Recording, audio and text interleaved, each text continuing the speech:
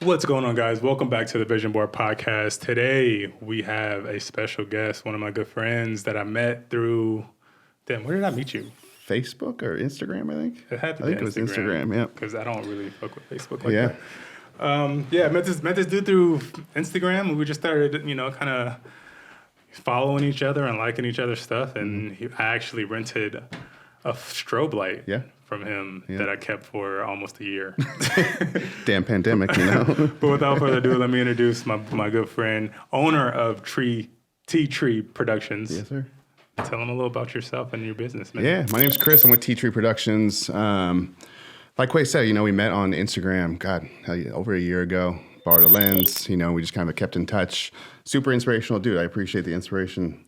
Up until now, but I started my company, so I do real estate media for agents, shooting listings and stuff, photos, video, drone, all of that. And I started when the pandemic hit.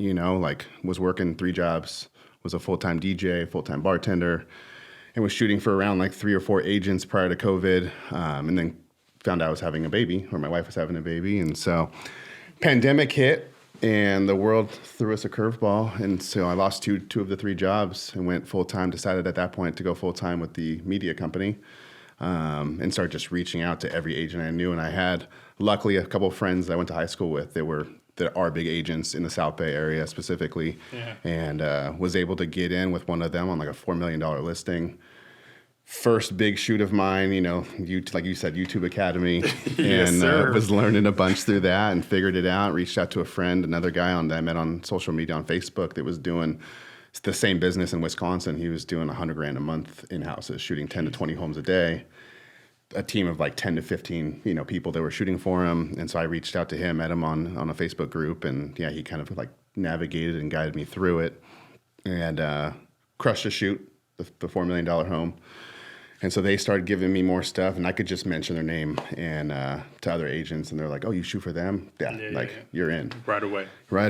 And so it was pretty crazy. I just went from working on something that wasn't mine, and finally I created this business, and I didn't know where it was going to go because I didn't know what the pandemic was going to do to us. Right. And long story short, we're here now, a year and a half later. I have over 100 clients that I shoot for, 100 agents in the South Bay, LA area. I was just actually in Palm Springs on my way over here. Doing big things, shooting for agent out there. So just trying to expand the team. That's something I want to touch on, the importance of a team, is up until now, I've done it all myself, and I've hit a cap of, multi-6-figure company, but it's that's all I can do. I can't get to the $500,000 mark. I can't get to the $1 million mark without more people to help me do it, So I brought on a girl named Jade that I knew through the gym I go to. She shoots all the photos for the gym, and so I brought her on to do some photography stuff for me, shooting listings, shooting headshots for agents.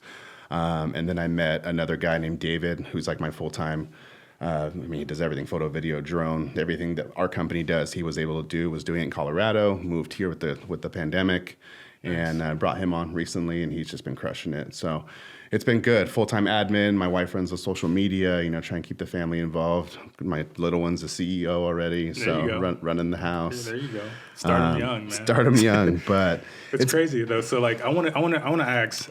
So it's crazy how you said when the start of the pandemic hit, you kind of lost 2 of the 3 jobs that you was currently working, and it almost forced you into a different path.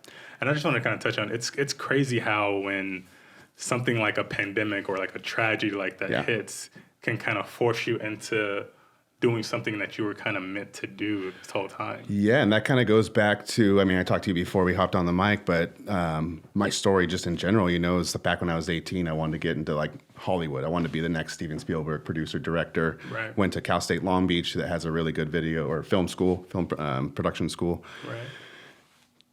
Didn't really like the college thing. It wasn't for what school wasn't for me, never was. High school wasn't for me. But I knew that I wanted to become a filmmaker and do something in that world. And so I worked on a couple of Hollywood sets, and just asking around, someone from the grip crew, someone from lighting, someone from mic, just what do you think of your job? What do you think of this atmosphere? And everyone was like, oh, if you want to have a family, don't do it. And at that time I was 21, 22. And I was like, dude, I kind of want to have a family. They're we never see our kids. We're always traveling. So I kind of took a different path and actually became a DJ. and was a DJ now, like up until COVID hit, for 18 years, did stuff in Vegas, was a DJ on a cruise ship, Miami, all over Hollywood. And obviously when the pandemic hit, that went away. So what made you want to jump into DJing of all things? Like, what was that something like that you were passionate about? I just always loved music. Like in high school, a buddy and me were like burning CDs for friends, like that was back when Napster was huge, and so we were downloading all the music and like printing out our lists of what we had on our computers and bringing them to school, and people would pick like 15 songs and we burned them a CD for $5 and we were making money. Yeah.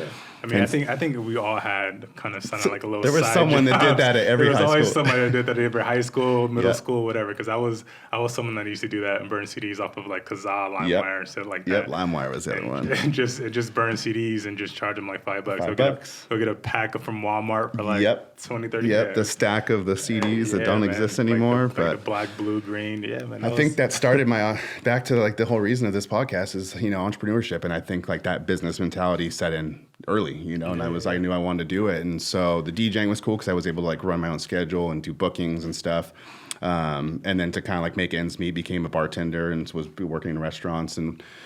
And then so the pandemic hit and was kind of forced me to like.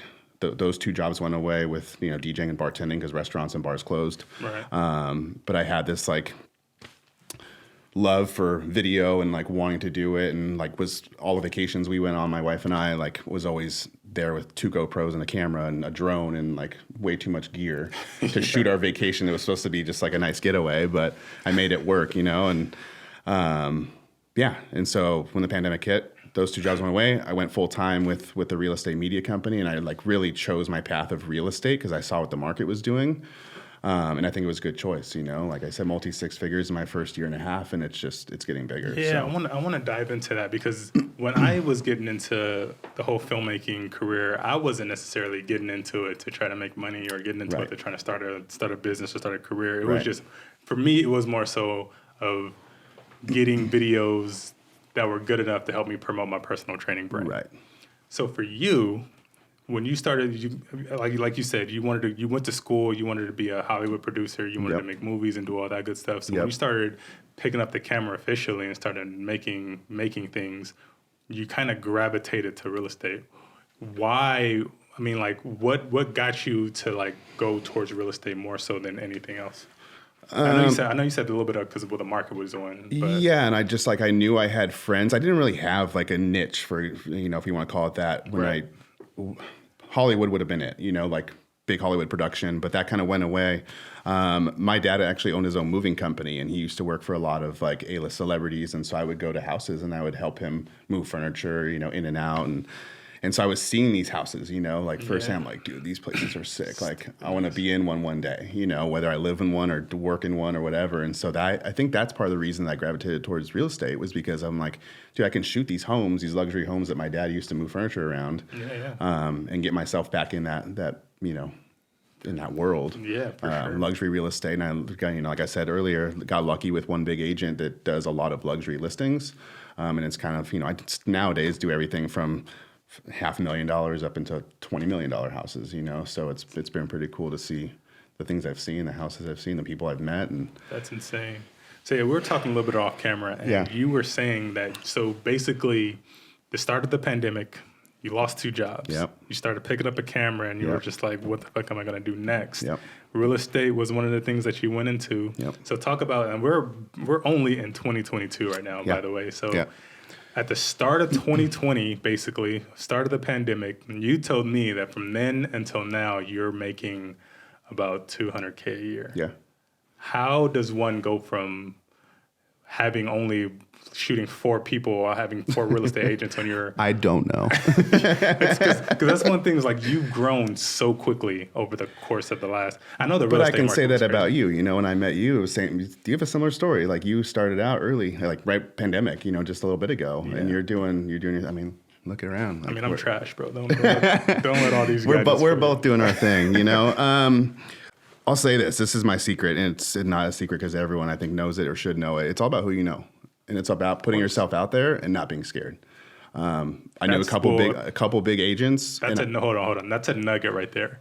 Putting yourself out there and not being scared. because an opportunity is not going to come if you run away from it, right? An opportunity is not going to come unless you make something for yourself. Make something of, an opportunity at hand. And I did. I took these couple agents, and I'm like, I can do this. Like we go back to it again, YouTube University. And reaching out to my buddy in Wisconsin, and I just, like I said, I wasn't afraid to put myself out there. I started reaching out to more and more people. I put my wife in charge of my social media because she's good at like typing and texting and messaging and commenting and liking and all that stuff. And that's another huge thing is social media. Like every agent is out there putting their listings, their dinners, their breakfasts, everything that they do throughout the day, when they're at Starbucks, when they're at Ralph's, like on social media. So my wife's out there helping me from the house, interacting with these agents that I want to shoot for. Yeah. And now I have some of the biggest, I just shot for the Altman brothers, go $1 million listing. Very nice. Yeah, so we just shot 2 homes for them. I'm shooting another one next week for them. So it's just, really putting yourself out there and not being scared. So you said something in that social media. Yeah. It's basically a job these days when you're trying to like do everything you can to put your business out on social media and try to generate business and all that good stuff. Yep. So you basically, as simple as your wife was just on there, just reaching out to people. Yes, I mentioned it earlier. We had a little one. She's going to be 2 this April. So it was like right at the beginning of the pandemic, we had a baby. And what better place to work from home? Like when you have a little one, it was the perfect fit. Absolutely. And so she kind of took over. She's now on salary, which is awesome. It helps with my taxes. Sorry, IRS. But so she's just interacting with everybody. And whether or not we get something out of that, those people that she messages, I think she messages like 10 or 15 a day, agents that we follow. And I'll drive by like a for sale sign, be like, oh, I don't shoot for them. Take a picture, send it to her, and she'll follow them and message them and stuff. So nuggets. Yeah, it's kind of cool. And just to see that return, like when people do reach back out to you. We just got a big agent that we've been blasting for probably 6 months, and it's like gone back and forth. Like, okay, I'll use you on the next one. And we see her next listing come up, and it's not us, And so finally I just booked 2 this Friday with her. And it's been like a 6-month in the making type thing. Awesome. So yeah, so Steph, if you're watching this, you're going to start, you're about to be in charge of my social. It's out there if you want to do this thing. But if you want to stick around, you got to help your man. That's awesome. So I want to touch a little bit more about what you were kind of getting at a couple minutes ago when building this up until like a $200K a month. A year. 200K. Oh, damn. It's coming. It's coming. Let me pump my brakes a little bit. I know, right? I just fell out of my chair, man. 200K a year. Talk about the importance of like hiring a team in order to scale your business. Because like we were talking off camera, you said you were getting to a point where you were getting so much business and you were doing so much listings, you were starting to burn yourself out. Yeah, I think I roughly touched on it like even when we were on mic a little bit ago. But I see how much business is out there. I go, like I just said, driving by all these for sale signs of agents that we don't shoot for. Yeah. And it's like a lot every single day when I'm driving around from shoot to shoot. And so I know there's a ton of business out there, and I can't do it all. I'm already like going from one shoot to the next, to a podcast, to, home to be a dad and a husband.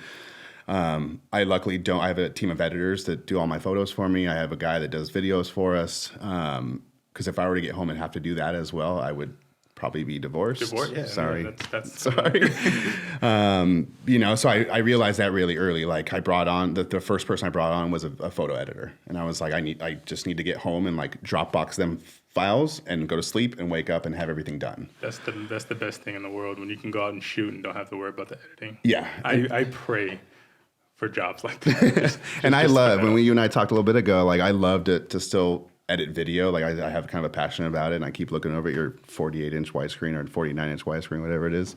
I love gear. I'm a tech head like you are. I just love all that stuff. So I love to edit, and I just wish I like knew more about it. But YouTube University has my back, and so I'll dive in. Yeah. But for now, it's I'm making ends meet. But back to the team thing. I needed to find people like you and I that can do the drone, the video, the photo, a little bit of everything. It's hard to find people that can do that. Real estate media, you need that. You need someone that can throw a drone up, do the virtual tour with a 360 camera, photos, video. Because I don't want to send multiple people to a listing. I'd rather have like one person. Quay, go do this house, and that the agent wants everything. Boom, you do it in 3 hours or 4 hours, and we're out. Right. So I've found a couple people that can do that in LA. I thought it'd be a lot easier to find media people, people in our business that can do all of it. And it's actually proven to be pretty hard. So I got a couple. I just brought on an FPV drone pilot, so we'll be able to do like interior, like inside the house drone fly-throughs, and working on some cool new, like just different styles of listing videos where we're bringing a drone in and going into like the gimbal work, more detailed stuff, and then flying the drone out over the pool and whatnot. So very nice. Trying to get creative with it. But yeah, I mean, you got to surround yourself with people that. Because I don't want to do this forever. So I want, like, for example, my guy David, I want David to be like the next me. I want to find someone to fill my position so I can go do stuff like product videos. I have this passion for like creating dope, flashy product videos and photography and stuff. And then create a whole business and bring on a team for that. And then you can expand and expand. My goal is to end up in this like 5,000 square foot house in Colorado at the base of a mountain with snow around and, the little one playing out front. So it's a beautiful vision. Yeah, that's the goal, man. But another thing too is like another one of the things where it's hard to find people that kind of help you along the way and bring onto your team and whatnot is not only finding people that can do the job well, is finding people that are professional enough to go into these listings because they're representing your brand. Correct. That's because when I was personal training, I wanted to do the same thing. I wanted to kind of build a team of trainers around me to kind of like, because I was getting to a point where I was seeing 8, 9, 10 clients in a day, burning myself out, waking up at 6 a.m., being at the gym from 7 to 8 o'clock at night. And I was just like, I can't do this. And then people kept wanting to come on and train. So for me, trying to build a team that I can, one, have somebody that's good enough to do the job correctly and not mess up somebody's body and whatnot, because that is a big thing. But another thing is just like that's going to care enough about the business when my name is on it, as much as you do. Exactly. So if somebody's coming, it's like, if you're not feeling it one day, you can just, I'll say, forget this. I'm not feeling it. That reflects on me. Right. So talk a little bit about that. I got lucky with the first girl I brought on, Jade. She actually does the photos for a gym that I'm a member of that a buddy of mine from high school owns. And so I knew, like, I already had that referral from Kyle. Like, hey, Jade's amazing. She does great work. She's super loyal. Like, and she ended up being the cousin of a guy I went to high school with, like just random, like small world thing. But I brought her on a couple shoots. She had never shot real estate in her life. And to be honest, like I'm still figuring it out. I go to houses all the time. I'm like, damn, I don't even know how I'm going to shoot this. We all winging it. We're just trying to figure it out. But I knew Jade came from a good referral source, and I like trusted her, and we met a couple times, and she shadowed me on a couple houses, and I just felt comfortable like putting her out there and like, okay, here's a lockbox to the house. Go let yourself in, turn the lights off or turn them on, leave, lock up. And then same with David. David was doing real estate media back in Colorado and then moved out here. He came from another good referral source, like agent client of mine, and met with him. And luckily he does everything, the drone, the photos and everything. And so took him on a couple shoots, and now I'm just like, and it goes to like trusting them, it's like we're going into sometimes $10, $20 million homes, and people spend a lot of money to like live in these places. So the insurance you have to carry to like, make sure you don't bash a wall with your tripod or whatever. But yeah, the trust is a huge thing, and I've gotten lucky with my team, and I trust everyone, and hopefully everyone I bring on, I can feel the same way about. Yeah, man, luck is a big part of it. But I feel like another thing is just like being a good guy in general, like yourself. You attract good people. So if you're out there, if you're an asshole and you're trying to build a team, you're gonna don't do it. You can't do it. Attract more assholes. So be a good guy. Be a good person. Yeah, and I think this kind of goes to like a while ago, 3 years ago. So I got sober 3 years ago. Sober, yeah. So this kind of goes to a story that you and I talked about off camera, but I tested to become a cop 3 years ago, and that's just a whole nother story. If you want to, how much time do we have on this? That's another episode, guys. We'll touch but on that. Long story short, I tested for the police department. I got sober for that to get back into shape and stuff, and I wouldn't be where I am today had I not got sober. Just because, like, I wake up clear, I go to bed clear. I'm there for my family. I'm there for the business. And I didn't have a problem with drinking. I just now realize like I wouldn't be where I am today had I still drank. I mean, I was a DJ. I was a bartender. Like it was there all day long, every day. So I'm glad I cut that out. 3 years sober as of January 9th. So yeah.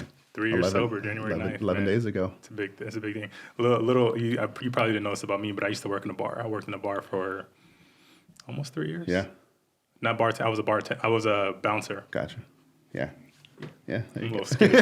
But I was a door guy for a long time, and coming from a world like that, because like when I turned 21 on my 21st birthday, the day later I got hired to be a bouncer at a bar, just because I knew a lot of the guys that was working in and out of the bar and whatnot. But yeah, 3 years, and I've never, to this day, I think I've only had a couple drinks. I've never really drank anything. I've never smoked. Yeah, pretty much been sober my whole life. I don't know if that's people might think I'm a square, but it is a funny story. Like a square with a lot of cool gear. When I was in high school, I went to prom. This is just super off topic, but I was in high school and went to prom, and I went to prom and everything, and I came back home. It was like midnight. I walked in the house. My dad was like, "What are you doing home?" Yeah. I was like, "What do you mean? The dance is over." He was like, "Are you drunk?" You go to the party? He was like, "Are you drunk?" I was like, "No." Yeah. He was like, "Are you high?" I was like, "No." My dad looked at me up and down and shook his head and said, "You a square." Damn.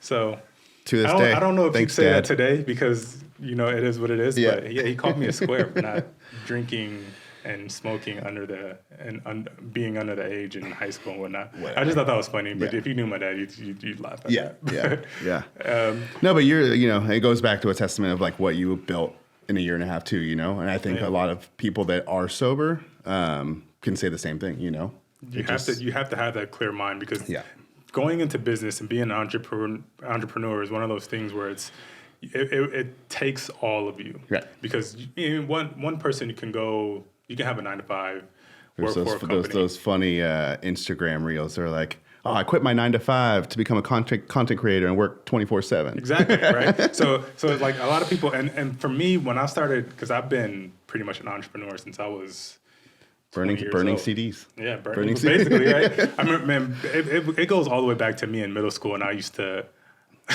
I used to buy like slang those little string candies, and I did a bunch of stuff. It's ridiculous. It's funny because like when I was in grade school and middle school, I used to bring those little candies to school, and I would sell them for like a quarter, 50 cents or whatever. And it got to a point where it was getting so popular.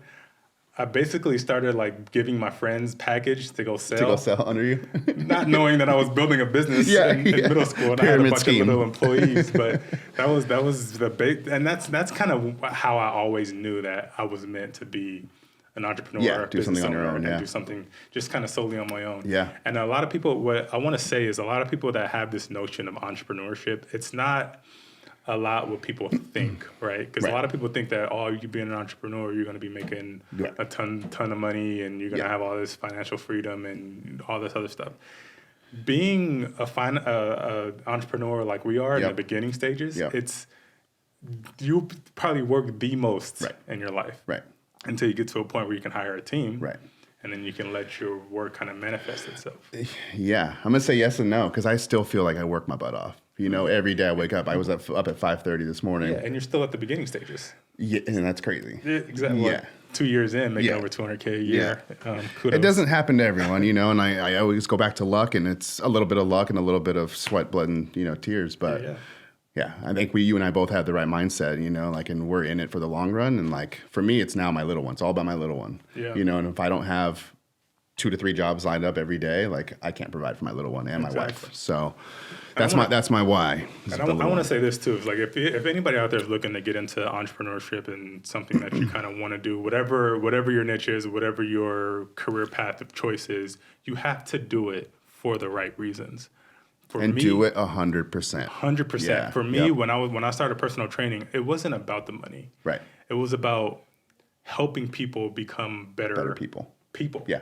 Like help them become a better physical person that they've always kind of dreamed of. Right. And kind of when I transitioned into videography and photography and all that, and it was kind of some of the same things. I want people's content to look better, to look cool. Yeah. And it was like I said, it wasn't necessarily about the money at the beginning, but if you do a good job, the money will come. Right. Always. Right. I mean, that's kind of the mantra that I've always kind of carried throughout businesses.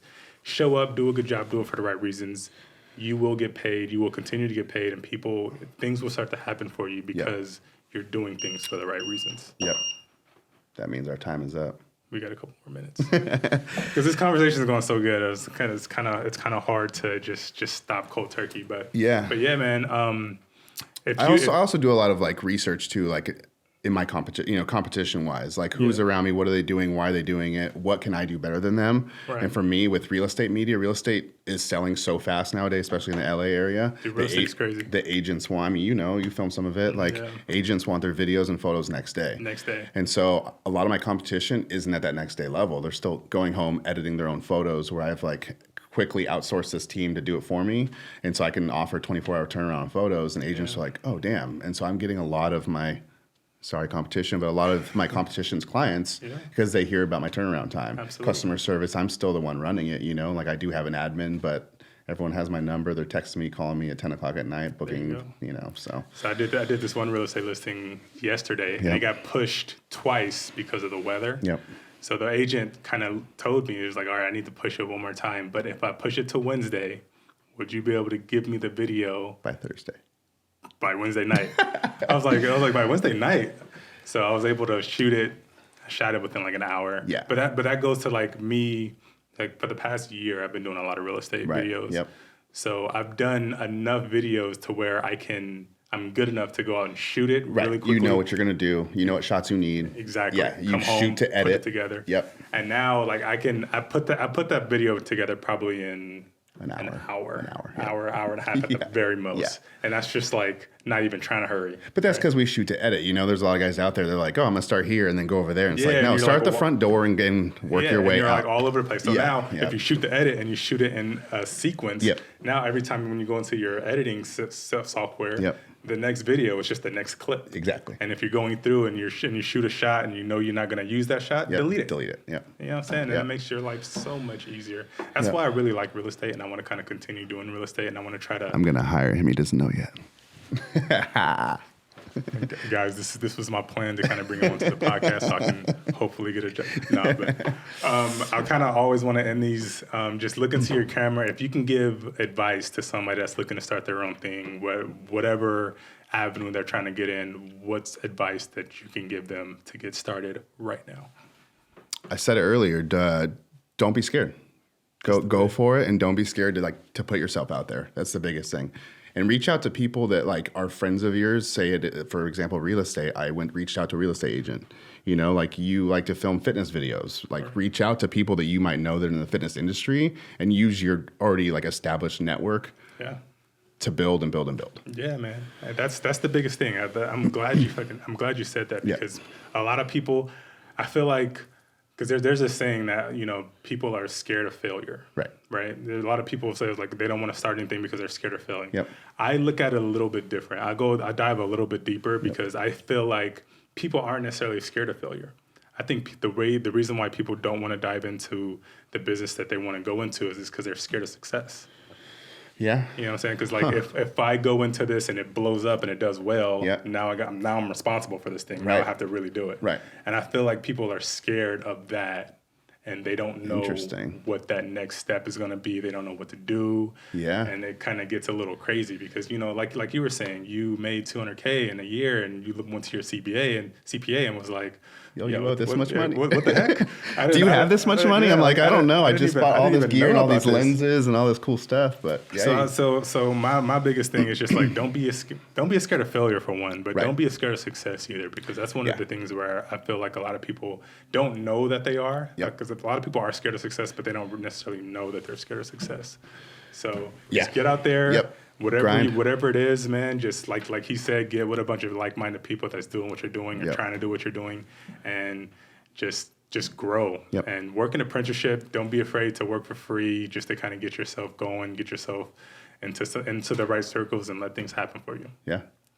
So yeah, man. Thank you, brother. Chris, thanks man, for having me on. Appreciate you coming on. Thanks for having me on. Look into your camera. Tell everybody where to find you, where to follow you. And T-Tree Productions on Instagram. T-Tree Productions on Facebook. And if you need any listing shot, hit me and Quay up. Hey man, I'm about to be a T-Tree. He's got his shirt. I brought him a shirt even. Look at that. Hey man, it's about to be official, guys. I'm officially on the running the OC, baby. We're giving y'all too much now. We'll catch y'all in the next video, man. See you on the flip side. If you guys like what you see, make sure you like, subscribe, follow. Hit us up in the comments. Let us know what you want us to hit on next. And we will see you in the next video. Peace. I've been all in my bag. You been all in my business. You be all in your feelings. I've been all in them trenches. I've been all in my bag.